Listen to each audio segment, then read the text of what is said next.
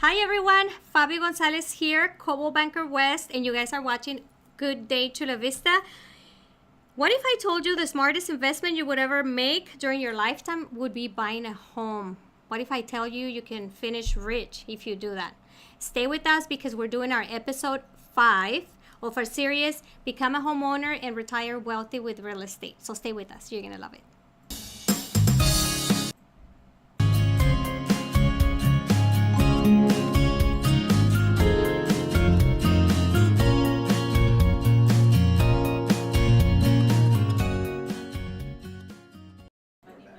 And we're back. Happy St. Patrick's Day, you guys. This one was done by Elaine here at the office. She's like our crafty person at the office. One of them, because also Summer is pretty crafty. But she made this for us last year. So thank you, Elaine, for all your cute stuff that you make for us. And hi to Martha and Mika from California Preferred Escrow. Thank you because you guys are always joining us and supporting us. And Karen, our manager here at the East Lake office in Cobo Banker West. Now, like I was asking you guys at the beginning, what if I told you the smartest investment you would ever make during your lifetime is going to be buying a home? What if I told you that? What if I told you that the way in which you buy your homes over the course of your lifetime would determine whether you become rich or not? Well, that's exactly what happens. So, we have been following this book, The Automatic Millionaire Homeowner. And if you guys have been watching us the last previous episodes, we're on the 5th one today. This is a very nice guideline to coach you through the process of becoming wealthy with real estate. First of all, obviously, you have to become a homeowner. That would be the first step. But it's so many things that this book is going to walk you through. Now, I encourage you to buy it. I don't make any money if you buy it. I'm actually just encouraging you to buy it because I really think if you start now, if you haven't started, but you start now, it doesn't matter if you're 30, 40, 50 years old. If you start now, you will get wealthy with real estate. So it's not time in the market. It's about time in the market. So today we're doing this a different way. We usually go live on Facebook. As you guys know, today there's something going on with Facebook. I have no clue what it is, but we have not been able to go live on Facebook. I tried this morning when I was showing property. So what we're going to do is Adrian is recording this right now. So it's pre-recorded. We are going to post it live. When we go live, we are going to see the comments and then we're going to do our raffle. So our raffle, our drawing is not going to be done here during this video. We'll do it after because we're not really live. Even though it seems like we are. But okay, so I wanted to just review this a little bit of what we have covered so far because some of you haven't seen the episodes 1 through 4.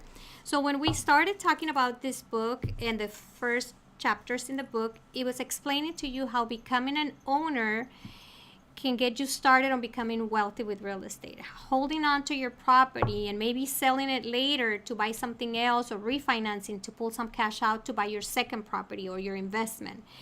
And we went through that whole process here in the previous episodes. So if you haven't seen them, you can go back. You can go to my YouTube channel, Faby Gonzalez Realtor. You can find them there, or you can scroll down on this page and you will see the previous episodes, okay? Or you can just email me and I'll send you the link. Please don't forget to register on my website, fabygonzalez.com. I would love to have your information there, your birthday, your email address, your home address, so I can send you our calendar, birthday cards. So just register. You'll get our newsletter and holiday letters or any special thing that's going on. You will get a letter if you register on my website. So that's the only way I can keep track of my friends and clients through my website. So hopefully you guys can register there. Okay, so let's get started. Now, the last section of this book, 2 of the last sections, let's go to this one. Make your mortgage automatic and save $106,000 on your home. So how does that work? If you are already a homeowner and you have a mortgage, you know that you can make your payments bi-weekly. And I don't mean that you just send half of your payment in the middle of the month, and then at the end of the month you send your other half payment. It doesn't work that way. You actually have to call the bank and have your account go on a bi-weekly payment, because when you do that, you're making a payment every 2 weeks. So there is 5 months in the year where there's 5 weeks. So you end up making like an extra 3 payments a year.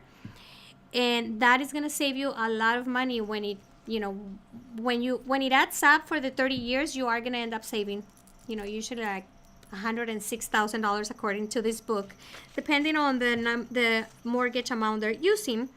But it is a lot of money that you save. Okay, I've been doing that in this house, and I've only had this loan for 4 years.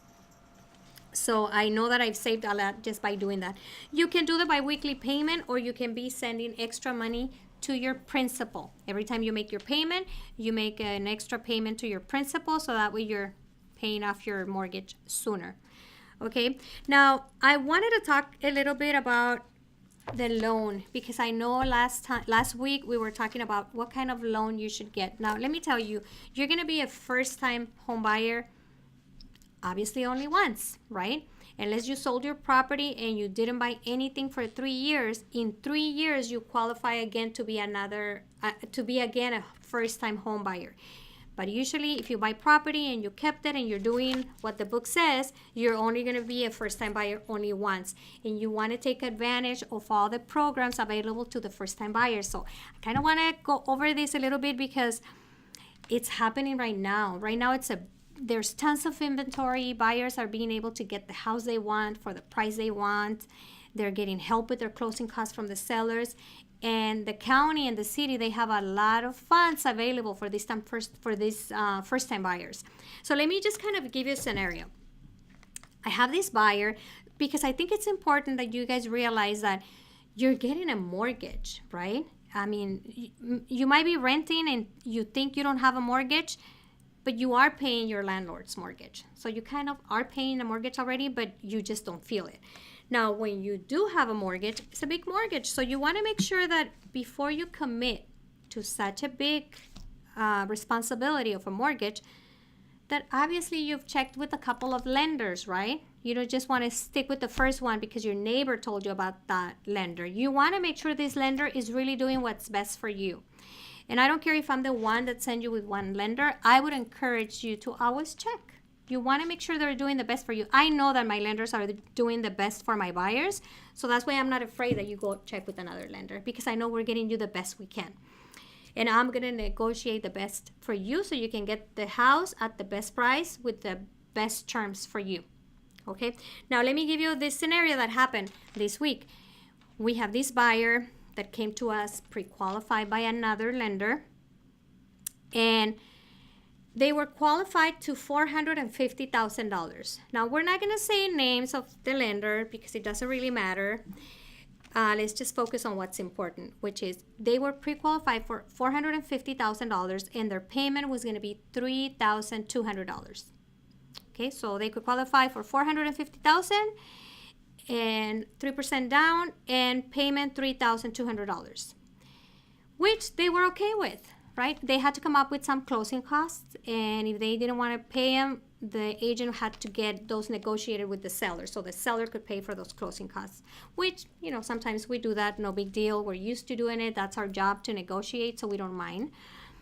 But when I called Maria Luisa, one of our lenders that specializes in these first-time buyers programs, and I said, hey, would you run the numbers for them? I just want to make sure they're getting the best deal. I'll work with any lender, and they already have a lender, but I want to make sure they're giving them the best deal.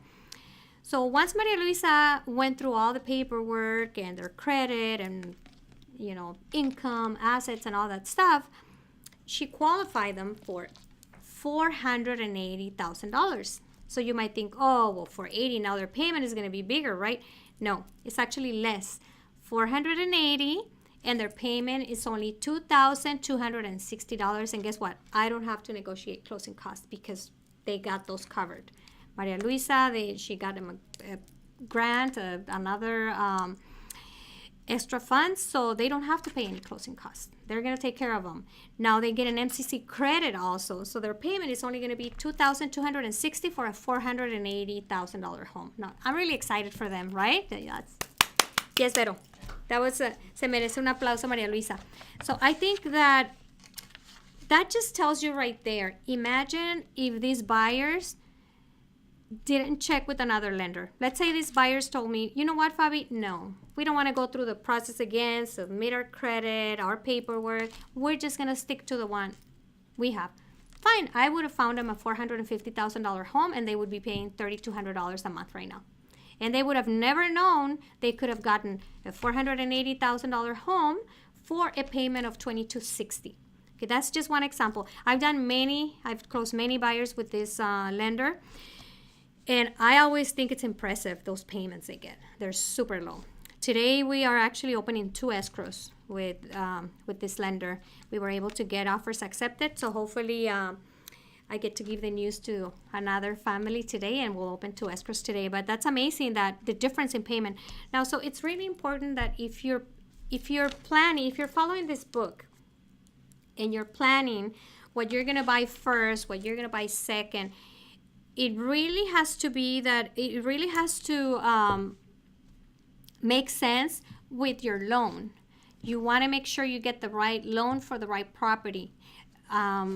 Obviously, these are first-time buyers programs, so they're great. So you have to make sure, what are the terms for those silent second loans that come with them? Can I just pay them off whenever? Is there a prepayment penalty? You want to ask all those things. But usually, if you buy your first home, you're going to be there at least 5 years. So you're going to be fine. You can always sell, pay off that loan, and you would have kept all that extra equity, and your payment would have been low all those 5 years. So it totally makes sense. So if you guys haven't done this, if you haven't called me to get your pre-qualification, which is free, by the way, give me a call. Register on my website. Give me a call. I can put you in contact with one of our lenders. I have many lenders, not just one. I work with many lenders because, people need different kinds of loans, and every lender has their own niche. So that's why I work with a lot of the lenders that I trust. So make sure you call me. Let's get you pre-qualified. I have a lot of buyers that I've been helping since the beginning of this year that are getting these programs. And just so you know, they're not for low-income people only. You can make over $100,000 a year, and you still qualify for these programs. So they're for everyone, not just for low-income people. That's, misleading. A lot of people think that, but it's not. So I feel like we're going to be short because we don't have the drawing. And I'm usually during the show going over who's here, saying hi. So I'm assuming once we go live, a lot of you are going to be out there, and I want to say thank you. Let me say thank you to the ones that are always there, because I know you guys are going to be there once Facebook is working, which is going to be Karen Vargas, my manager. Hermosa, tu apoyo es siempre incondicional. Gracias. Summer from our front desk, she's awesome. Eileen, she's always on it. Diana de la Torre, we have Sergio, Leti Hueso, Ana Hueso, Erika, Luis, Sergio, Salvador. I mean, there's tons of you that are always watching our show every week. And I'm sorry, I can't remember all the names, but I know you guys are always here. So I'm sorry that I don't have your names here because we're like pre-recording. But just remember, if you know anybody that's still paying rent, the best gift you can give them is encourage them to buy a property. Really, encourage them to stop paying rent, because all these buyers that bought a property with me the last 3 months are paying less than what they were paying for rent. This couple that we're opening escrow, we're just waiting for the executed counter. This other family, this is the second family that's opening escrow today. The condo they're getting is bigger than the house they're renting, way bigger, and they're going to be paying less, and it's theirs, and they're coming in with only 3% down. So it's amazing, right? How much did you have to put down when you bought? 2,000. 100%. They pay the closing fees. Oh, everything. So yeah. But Vero, when she bought her property, she only came out of pocket with around $2,000, and her payment, it's only $900. That's her payment. So that's a really good investment. Those properties there are renting for like $2,300, $2,200. I've rented some properties there for that price. So imagine she can rent it when she buys her next house, and she's gonna have cash flow already on that property, and she's been living there happily the last few years. It's hers, and she gets a tax deduction every year because she's the homeowner. Okay, I think, is there anything that we need to cover? No. Next week, is it next week when Danny's coming? Okay, so next week we're gonna skip this series because we have Danny coming in from REIG, and he's one of the investors I work with, one of the companies I work with, GG Homes, REIG, Edward Suleiman. There's a few investors that I work with, so whenever I have a fixer-upper, they're usually the ones that buy it directly from the sellers, so that way the sellers don't have to pay any commissions, and then once they fix it up, I release the property for them. So Danny's gonna be here next week with us, and he's gonna talk about what are the things that they look for, how can you get the most money even when you're selling it to an investor, what are the things that matter, what are the things that don't matter, and what are the benefits for you when you're buying a property, when you're selling a property directly to the investor. I would always encourage you to have a realtor by your side. Even if you're not paying any commission to the realtor, you do want to have an honest realtor by your side to make sure everything's being done correctly, even if you're doing a direct sale. And hopefully that agent is going to be releasing the property. So you just want to make sure you disclose everything you need to disclose and that you get paid what you should be getting paid for that property, right? Okay, guys, well, sorry about today that it was not live or that we had to pre-record, but hopefully you'll join us next week. And don't forget to register on our website, FabyGonzalez.com. And Adrian, Veronica, and I, we say thank you for always supporting us.